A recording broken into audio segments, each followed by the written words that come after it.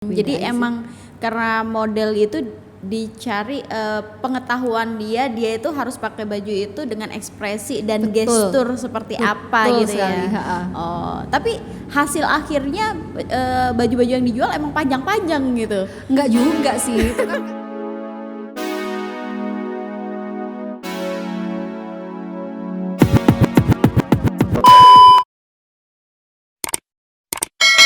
Terus by the way, habis fashion baju-baju itu dikemanain tuh? Dijual lah. Iya. Ini pertanyaan macam apa ini saudara? Enggak, maksudku dijualnya itu kan ada tuh biasanya kalau di Jakarta itu kan ada kayak dia tuh kayak bazar gitu. Iya, Emang gitu. fokusnya itu dia jualan baju-baju X fashion gitu loh. Emang jualnya cuma pas itu atau emang kayak habis itu tuh langsung aja gitu dijual di audience atau apa gitu. Karena aku kan belum pernah ikutan ya kayak gitu-gitu ya. Jadi memang baju yang kita showkan itu bentuknya sampel lah. Jadi ukurannya pun ukuran model, bukan SML, tapi ukuran model kita sudah ada patokannya sendiri. Kalau ukuran model itu adalah tengah-tengah antara S sama M. Tingginya model maksudnya tingginya model tuh minimal 175. Wow. Jadi itu tuh tidak untuk dijual secara langsung. Tapi kalau semuanya bentuknya jaket yang bisa wearable langsung itu masih bisa dibeli langsung di belakang panggung. Tapi kalau contohnya kayak celana gitu. Celana itu nggak mungkin muat sama orang normal. Saya bilang model itu bukan manusia tapi model. Saya bilang itu model. Manusia itu seperti kita gitu. Itu nggak mungkin muat sama orang normal seperti kita, maksudnya manusia seperti kita. Jadi kalau model itu memang ada ukurannya sendiri. Akhirnya itu menjadi mock-up, itu menjadi suatu prototype. Nanti di situ biasanya kalau di Jakarta selain fashion kita kan juga ada booth tuh untuk memamerkan sampel-sampel baju kita. Bahkan ada sampel-sampel yang sudah diukur sesuai sama manusia pada umumnya seperti kita kayak gitu. Jadi emang kalau baju fashion itu nggak bisa langsung kejual, itu nggak bisa. Iya. Berarti emang baju yang di showin itu adalah baju-baju sampel doang yang itu kalau misalkan di dalam dunia bisnis itu termasuk dalam modal hangus ya? Iya, modal gitu. hilang. Iya, modal hilang. Bakar duit itu. Jadi bener-bener kayak gitu ya dunia fashion itu ya. Jadi nggak bisa langsung kalau misalkan orang-orang yang memang jualan fashion emang kayak daily fashion gitu kan mereka kayak produksi apa dan itu bisa jadi stoknya tuh semua habis gitu kan. Oke. Ya, kalau itu memang kalau baju fashion seperti itu karena memang biasanya itu kecampuran sama idealismenya desainer gitu. Biasanya desainer itu punya dua tempat untuk show. Satu memang untuk jualan, satu untuk menyalurkan idealismenya mereka. Jadi itu memang duit muter cepat sama duit memang hangus nantinya. Kita memang seperti itu ada. Dari 1 tahun itu minimal kita ada 2 kali show kan. Jadi satu koleksi itu 2 kali show. Jadi 1 tahun ada 4 kali show. Satu show baju idealisme kita. Terus kita akan membuat baju yang bisa dijual langsung. Menurunkan kerumitan busananya semuanya. Kalau idealisme kita aduh potongannya udah nggak karu-karuan nih gitu, orang-orang kayak gini emang baju kayak gitu dipakai kemana gitu kan. Sering banget kan orang fashion orang-orang nonton gitu emangnya baju kayak gitu. Tapi di balik semua itu desainer itu udah punya pikiran, ini desain yang rumit ini akan saya turunkan nih, turunkan istilahnya polanya, disimpelin lagi, terus kainnya tidak terlalu mahal yang bisa jual di pasaran. Itu memang ada seperti itu. Jadi sekarang desainer itu nggak boleh benar-benar main idealisnya mereka sendiri. Mereka harus tetap memikirkan bisnisnya juga. Oke lah, secara mereka hits sih gitu. Cuma duit ada nggak gitu kan harus difikirkan juga kan gitu. Jadi sebenarnya kalau bisnis fashion itu bisnis yang basicnya hobi ya, lebih ke kayak hobi menyalurkan idealisme, terus awalnya seperti kepuasan diri kayak gitu-gitu ya. Jadi bukan, kalau aku kan belajarnya kan misalkan bisnis is profit gitu ya. Jadi kalau kita bicara soal bisnis ya harus profit dong. Nah, berarti kalau di bidang fashion ini benar-benar kita kayak profit nanti dulu deh gitu. Pokoknya kita puas dulu nih gitu. oke. Pokoknya kita puas dulu. Tapi makin kesini kita juga mikir, kita nggak harus nggak selalu nggak boleh istilahnya nggak boleh kita terus-terusan seperti ini. Kita harus jadi entrepreneur juga kayak gitu. Kalau kamu makanin namanya idealismemu, makanin egomu terus, kamu kapan makanin perut itu kapan? Kan kayak gitu akhirnya. Saya nggak peduli, kadang-kadang orang-orang lihat desain saya sangat simpel sederhana, tapi aku bilang mana ada koleksiku yang nggak sold out. Aku selalu ngomong kayak gitu. Nggak peduli, aku nggak peduli baju-bajuku itu nggak serumit karya kalian. Aku akhirnya ngomong kayak gitu karena sebelum jadi desainer saya menjadi seorang pengusaha gitu loh. Saya juga harus memikirkan itu. Kadang-kadang aku ketarik juga sama idealismeku. Aku harus bikin baju seperti ini. Bahkan ada satu koleksi itu nggak kejual, ada 20 koleksi sampai sekarang nggak kejual. Itu istilahnya duit mandek gitu. Gimana cara ya aku harus jualin ini? Ternyata alhamdulillahnya lah, waktu itu koleksi 2017. Alhamdulillahnya ini ada corona nih. Bajuku itu dari kain parasit.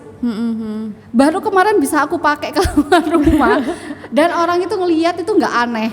Baru kemarin ini ngelihat gini, Mbak ini emang baju ini ya, baju buat corona ya? Padahal aku juga gak kepikiran ini baju buat corona, tapi emang baju nggak bisa kepake. Baju-baju idealismeku, aku pengen punya koleksi yang kayak baju astronot gitu waktu itu pikiranku. Tapi beneran orang-orang bilang Belinda ini nggak bakalan kejual. Ya nggak apa-apa, tapi aku harus makanin egoku sekali-sekali gitu. Tapi di tahun itu juga aku bikin baju memang baju yang layak jual, baju pasaran kayak gitu. Aku harus bikin.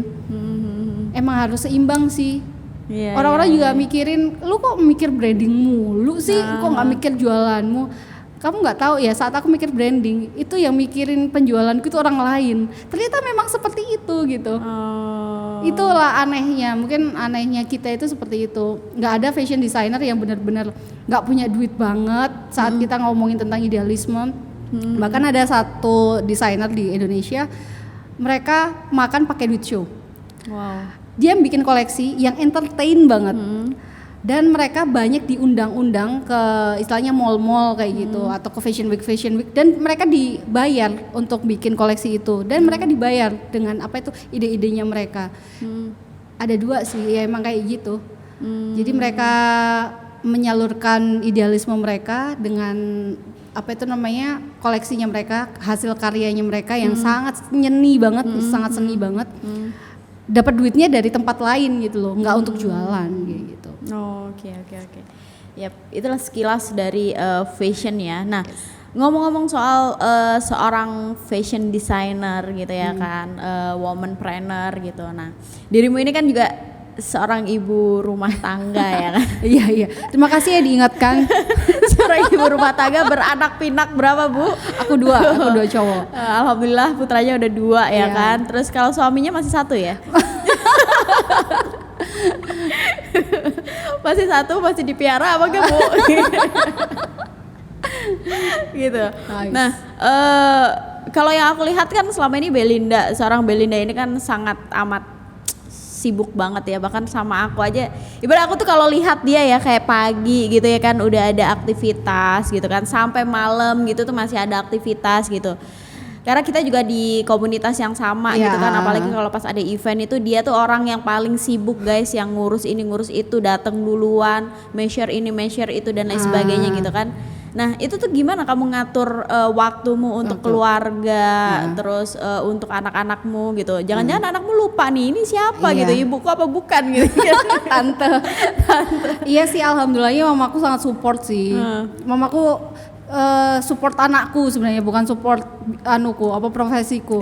Tapi ya makasih ya kali ini aku menyampaikan terima kasih banyak karena mama tahu aku sangat sibuk sekali dan bukan anakku terlantar, bukan. Aku bangun jam berapa ya, jam 4 untuk menyiapkan sarapan. Emang dari awal tuh aku yang harus menyiapkan sarapan, aku yang harus menyiapkan baju-bajunya mereka biar mereka masih merasakan sentuhannya aku sebagai seorang ibu. Mereka masih tidur sama aku. Tapi satu anakku memang sama mama, karena mama sendirian di rumah villa, udah pensiun, akhirnya beliaunya di villa sama papaku berdua dan ngajak anakku yang kecil, katanya buat hiburan, katanya ini bukti baktimu nih sama mama nih, anakmu aku bawa satu. Awalnya nangis-nangis, mama jangan dong, jangan dibawa. Tapi anakku enjoy banget sama mbahnya. Kamu tahu kan kalau anak sama mbahnya kan manjanya luar biasa. Jadi anakku, mah aku sama, kalau manggil Umi, aku sama Umi aja ya mah. Beneran nggak apa-apa, mama sibuk kerja. Alhamdulillahnya anakku yang seperti itu, say.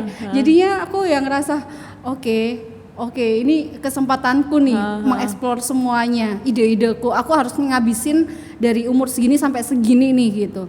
Ngabisin istilahnya apa ya? Yang belum terchecklist. Itu harus umur segini sampai segini karena nanti waktu dia udah ABG, dia pasti akan lupa sama kita. Nah, di situ itu yang kita itu narik dia. Aku tuh pikiranku seperti itu. Alhamdulillahnya babenya anak-anak juga support gitu loh. Dia juga take care anak-anak. Kebetulan juga anak-anak kan full day school juga, pulangnya sore-sore jam 5 kayak gitu. Jadi di rumah itu sangat minim sekali gitu loh. Palingan kalau aku pulang minta kelon mamanya. Jadi masih ingat sama mamanya. Ingat kan, Nak? Ya? Nggak percaya dia. Nah, ingat kan? Ya, jadi kalau menurut kamu sendiri golden time buat anak gitu ya, itu bukan malah dia masa kecil sampai mungkin dia remaja gitu ya, tapi malah di masa remajanya dia. Di masa remajanya itu, karena aku benar-benar kehilangan waktu itu sih sama orang tua aku. Seriusan. So why? Aku mungkin lupa kali ya, waktu kecil aku deket atau enggak sama mamaku itu aku lupa. Tapi aku ingatnya aku membutuhkan orang tua aku itu saat ini, saat SMP akhir dan saat SMA, saat kuliah, saat aku sudah mulai punya perasaan suka sama orang, aku pengen curhatan nggak bisa sama mama kayak gitu tuh sangat aneh sekali sih buat aku. Aku pengen saat itu, saat aku nggak dapet istilahnya perannya mama gitu.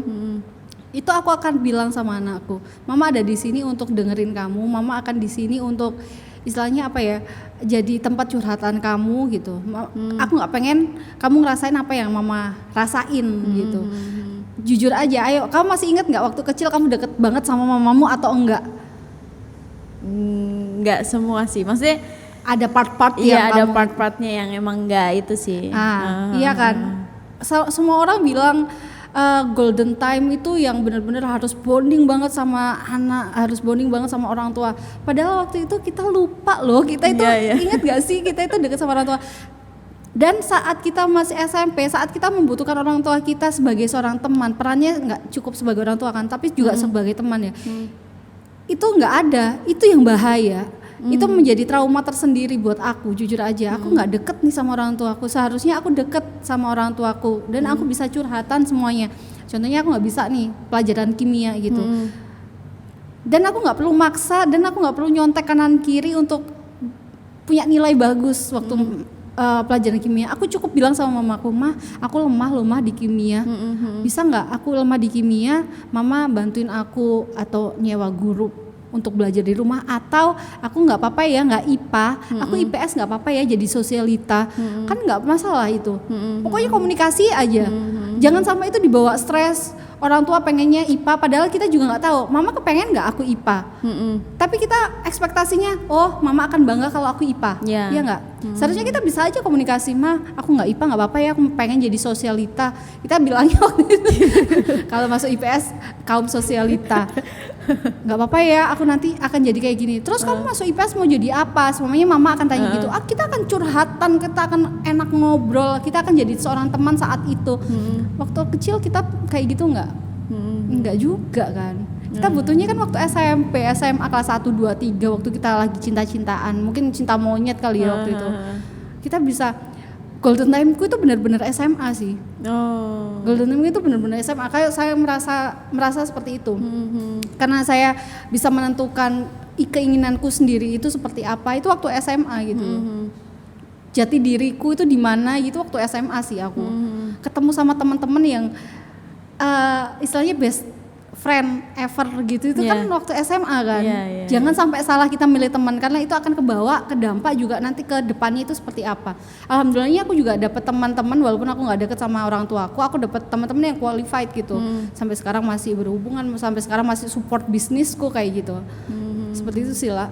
Golden time mungkin ini beda lagi ya sama ibu-ibu di sana.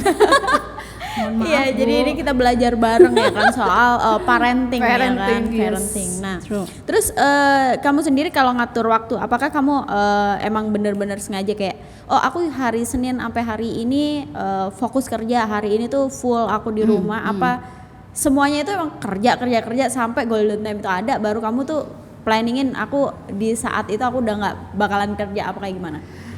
Jujur, saat kamu bilang aku tiap hari kerja, saya tidak pernah merasa ini tuh kerja. Karena aku itu ngerasa I live my dream. Jadi aku nggak pernah ngerasa emang saya dibayar, cuma aku itu kayak menjalankan mimpiku dulu gitu loh. Aku pengen ini seperti yang tadi aku bilang, aku pengen di atas FOH, aku pengen bisa istilahnya desainer yang sombong-sombong itu. Mungkin orang-orang bilang desainer itu punya kehidupan yang sangat eksklusif yang nggak bisa dimasukin sama orang biasa seperti itu, tapi aku bisa ngatur mereka kayak gitu. Jadi saya merasa ini bukan kerja sih menurutku, ini benar-benar kayak hobiku yang terbayar lunas kayak gitu. Jadi aku nggak ngerasa ini kerja. Aku tiap hari Minggu seharian aku harus ada di rumah pastinya. Terus anakku pengen apa, kalaupun aku memang harus ada kegiatan di luar rumah sore semuanya, aku akan memilih Minggu sore untuk aku berkegiatan di luar rumah, tapi itu atas dasar agreement sama anak. Boleh nggak mama pergi? Enggak boleh, mama harus di rumah. Oke, berarti mama nggak boleh. Kecuali kalau hari weekday biasa, Senin sampai Sabtu, aku nggak ada agreement. Mama harus kerja nak, mama harus kegiatan gitu. Kalau hari Minggu itu benar-benar saya buat anak gitu. Kalau aku pergi itu diizinkan sama anak-anak. Kalau aku nggak, mereka nggak membolehkan aku pergi, ya udah ini mama buat kamu sudah gitu. Kesepakatan aja gitu. Berarti benar-benar apa yang kamu kerjakan itu by passion banget ya. Banget. Jadi benar-benar nggak kerasa. Walaupun ini beda genre ya, semuanya megang EO fashion, tapi tetap itu di bidang fashion gitu. Aku nggak pernah ngambil kerjaan di luar sama passionku. Nggak pernah ada. Aku semuanya ngambil apa ya? Bel ada ini kesempatan nih, ada peluang nih migas gitu. Waktu itu pernah aku ditawarin, bisa nggak kamu jadi markom di perusahaan migasnya temen gitu di Kalimantan. Aku langsung bilang nggak bisa, karena itu bukan aku banget gitu. Bahkan aku juga pernah punya bisnis kuliner kan waktu itu. Itu bukan aku nggak bisa gitu. Kayak aku nggak bisa di sini gitu. Aku harus jalan sesuai passion kok. Idealisme seperti itu sebenarnya menjebak kita. Tapi saat kita bisa istilahnya apa ya, ngotak-ngatik itu bisa kita lebih fleksibel. Gimana caranya gitu. Biar ini juga menghasilkan, tapi ini juga kita itu kerja mengolah ini, bekerja di dalam bidang ini tuh dengan senang hati. Saat kita udah senang, saat kita ini gua banget nih, itu kita akan maksimal ya, seperti Mala Fashion Movement. Kalau itu bukan passionku, ini nggak akan 8 tahun berjalan, itu nggak mungkin. Aku yakin 100%. Luar biasa banget sih. Aduh, terinspirasi guys. Aku sebenarnya sama Lala nih. Jadi, nah terus ngomong-ngomong kan dalam dunia fashion, terus apa yang kamu kerjain hari ini gitu kan, itu kan kamu berinteraksi dengan banyak orang dan partner kerjamu itu bukan cuma sesama wanita gitu kan, ada juga cowok-cowok yang dari mulai yang ganteng banget gitu kan, sampai yang ya namanya model kan ganteng-ganteng ya kan, ganteng sampai ya, yang bener. B aja gitu, sampai yang kamu punya grup khusus apa ya, kayak yang udah sohib banget, ada yang cowok-cowok kece gitu kan. Pernah nggak suami kamu itu kayak jealous, nggak jelas gitu? Kita terlalu sering ngelihat cowok ganteng jadi nggak ada rasa jadinya kayak model-model kayak gitu. Mungkin orang-orang ngelihat model atau artis gitu saat kita show di Jakarta gitu, yang datang artis-artis kayak gitu. Awal tahun pertama mungkin foto dong. Sekarang udah kayak oke, artis sama aja manusia gitu. Rasanya udah kayak gitu, dan mungkin udah paham kali ya, pasangan udah paham juga untuk kalau aku di apa itu namanya di sektor kayak gini pasti akan ketemu sama orang-orang yang seperti ini.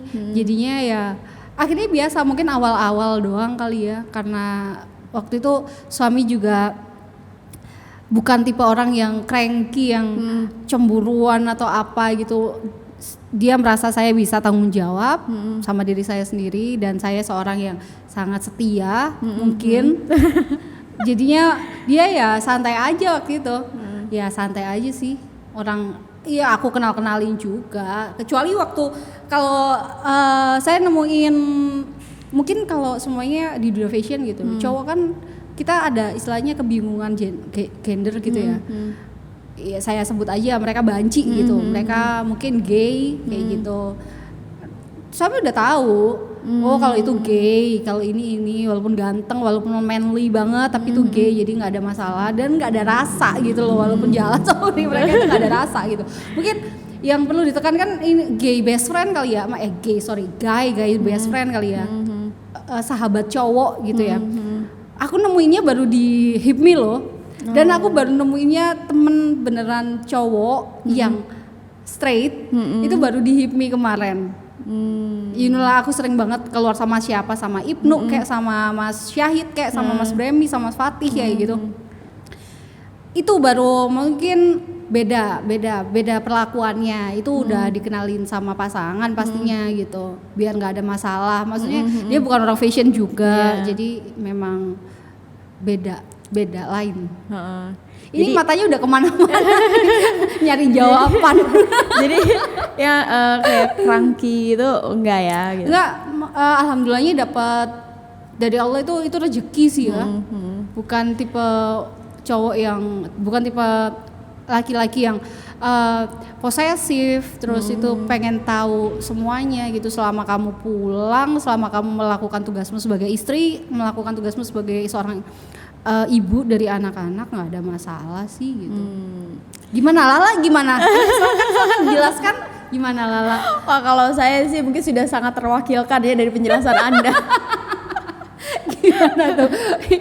Tapi ngomong-ngomong nih, lingkungan kamu sendiri kayak emang bener-bener support banget ya sama kayak yang namanya emansipasi wanita gitu. Betul. Ya, kayak bener-bener kayak dia support banget. Aku dengerin kamu cerita tuh kayak aduh kayak bahagia banget gitu, karena kan di luar sana tuh pasti banyak tuh teman-teman yang mungkin apa ya, kalau mereka kerja itu udah dipandang sebelah mata sama mungkin mertua, sama lingkungan, cewek kok kerja gitu kan. Bahkan ada yang ibaratnya cewek pulang malam gitu kan, dengan orang bilang alibinya adalah bekerja gitu kan. Tapi ya namanya masyarakat ya kan, pasti mereka berpikir wah itu jangan-jangan diantar sama siapanya kayak gitu-gitu. Nah kayak gitu-gitu, kamu gimana nanggepin itu? Iya, alhamdulillahnya lagi memang dari awal calon mertua waktu itu, saya menganggap masih calon mertua waktu itu moderat banget orang Jakarta juga, jadi semau gua gitu. Kadang-kadang aku alhamdulillahnya itu dapat ditemuin orang-orang seperti itu gitu loh. Saat saya berdaya di luar, saya punya karya di luar, mereka itu appreciate luar biasa.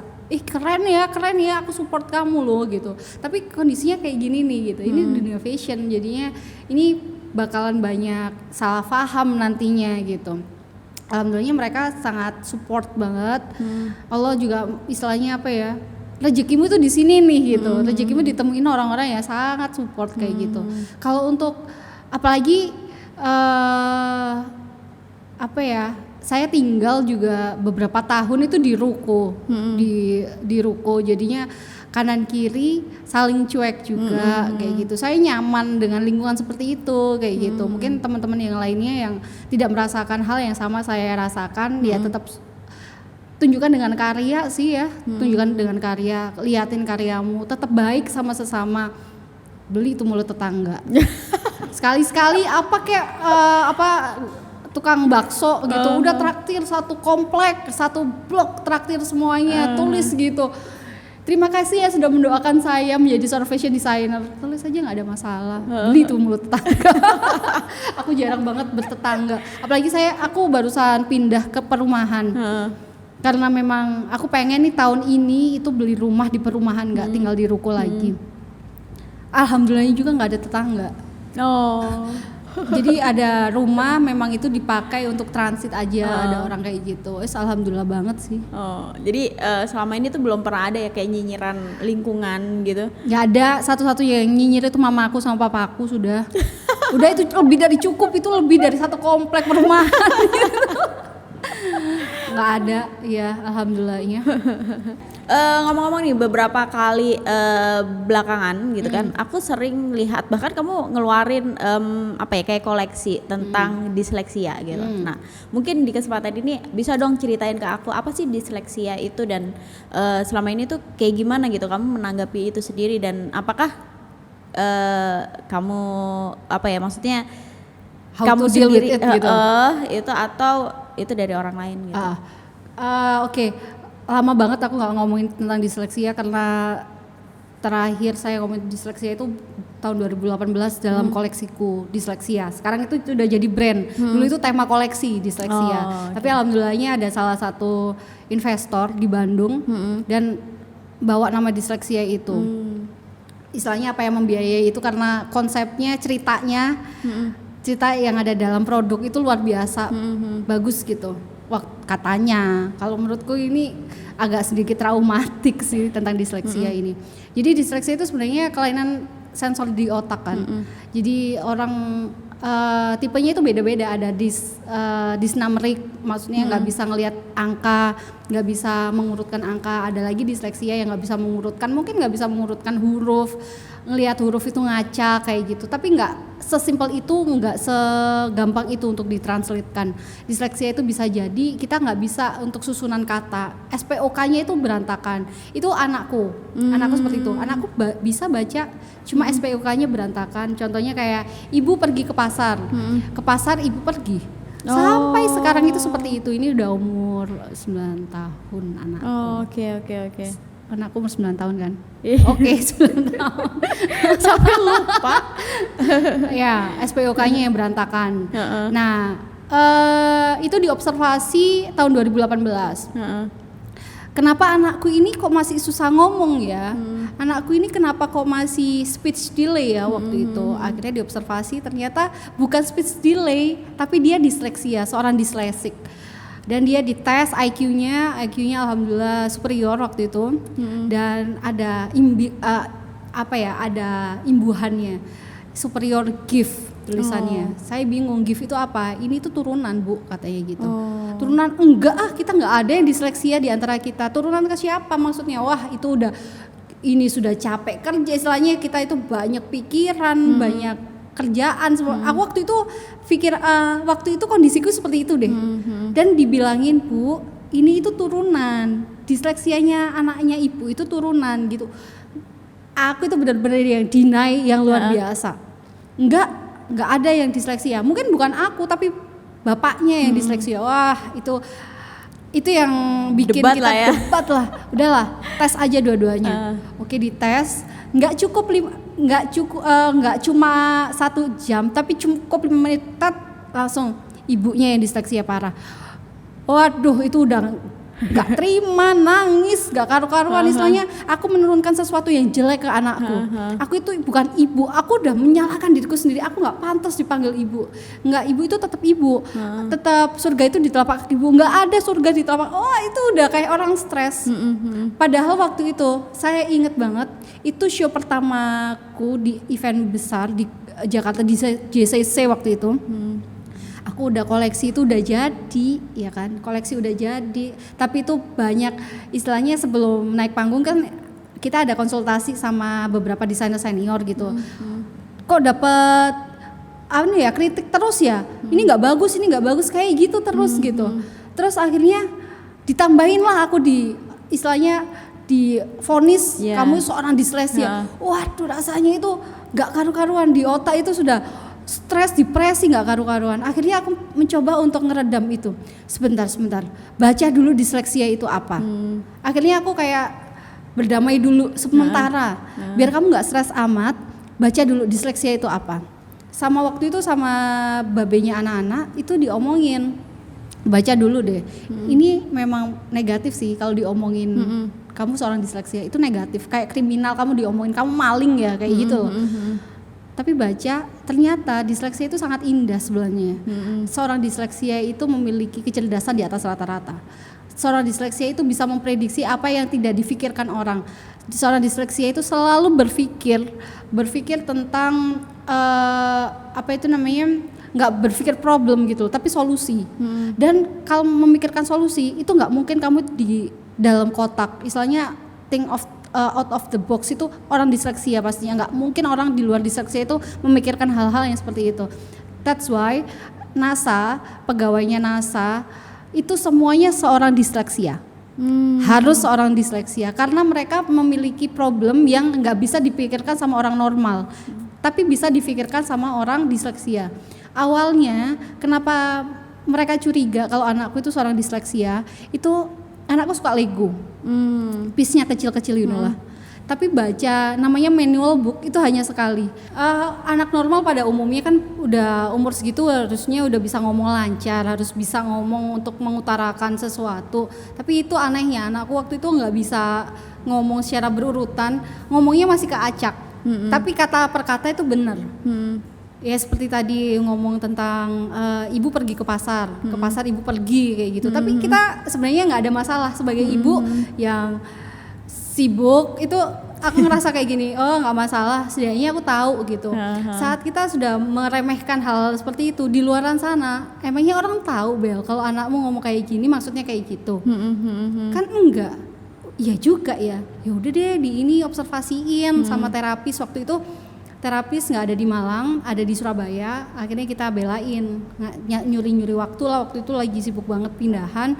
Terus nyuri-nyuri waktu kita ke terapis dan diobservasi, anakku fix disleksia dan itu fix adalah turunan gitu. Dari dirimu gitu ya. Nah, jadi itu tesnya itu di terapis ya, bukan di psikolog gitu? Psikolog. Tapi sebutannya kita terapis gitu. Karena saat bilang psikolog, saya kayak merasa anakku itu nggak normal gitu. Ini terapis hanya istilahnya untuk ini agak menggok sedikit nih, ini cuma ngencangin doang kayak gitu.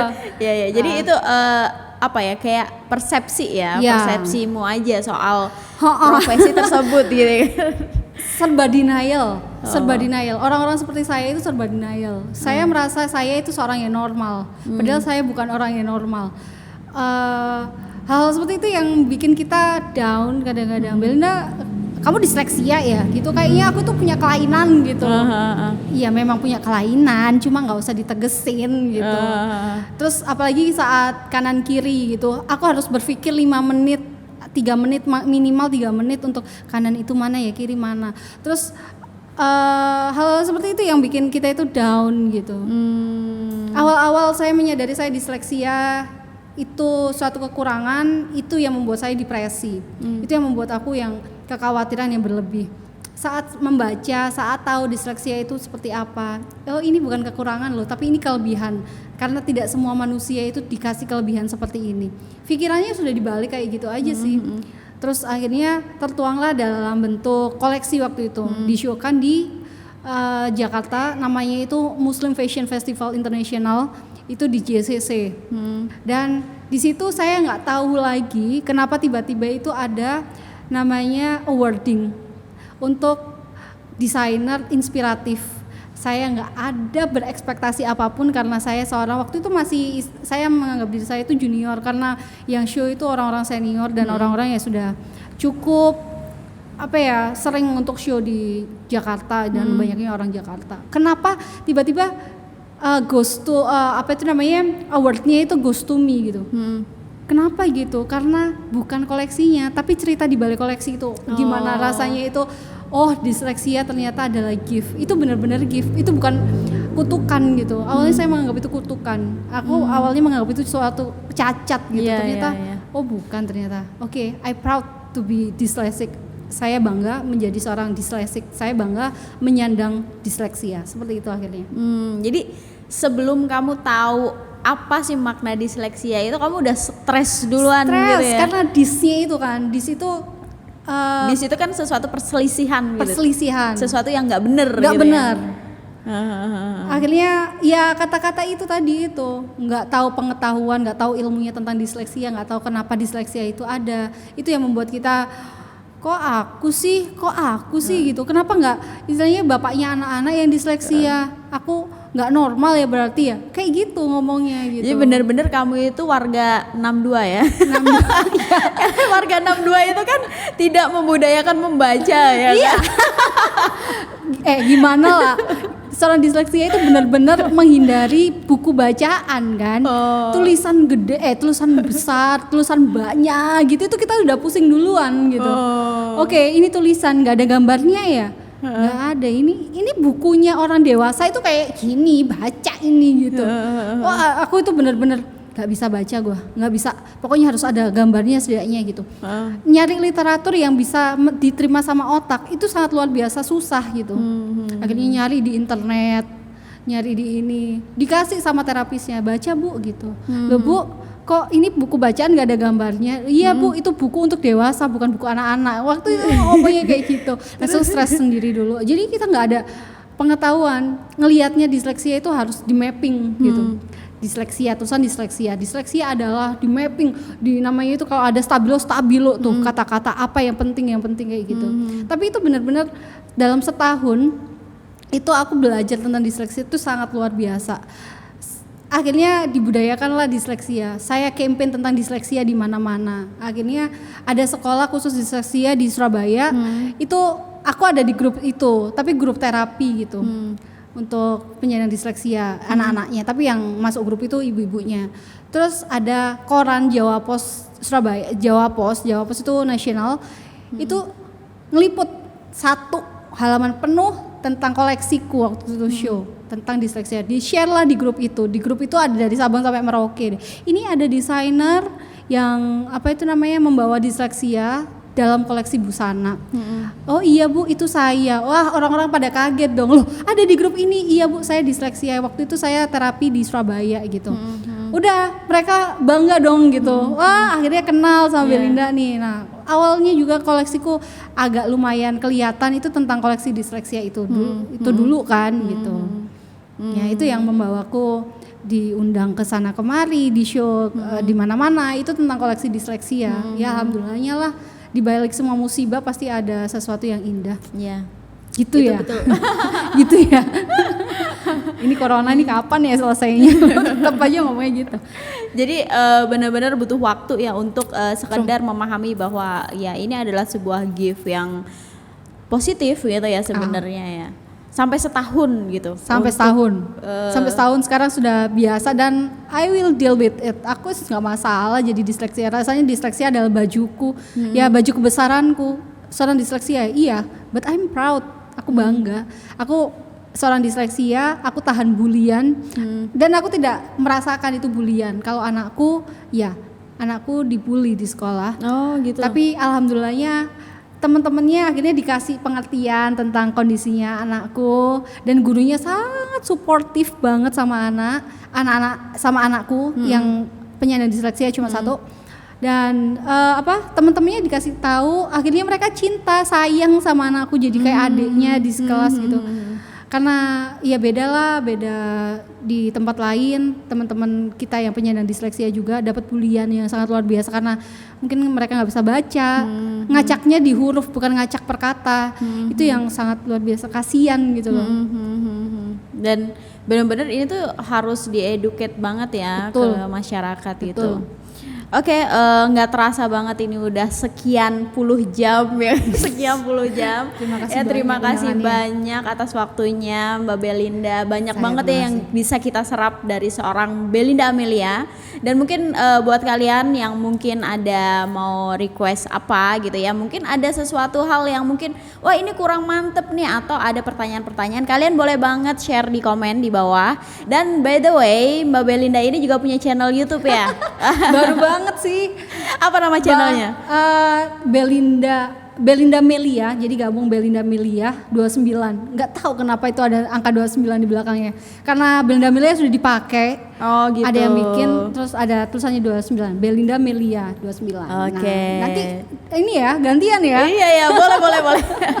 Jangan lupa ya like, subscribe, and comment di bawah. Dan juga subscribe juga channelnya Belinda Melia. Dan juga Instagramnya apa? Belinda_Amelia. Oke. Buat teman-teman di rumah tetap stay healthy ya kan. Jaga diri masing-masing, puasa-puasa, jangan sampai batal Ya, puasanya. benar. Dan kalau misalkan keluar harus tetap pakai masker. Oke? See you in the next video.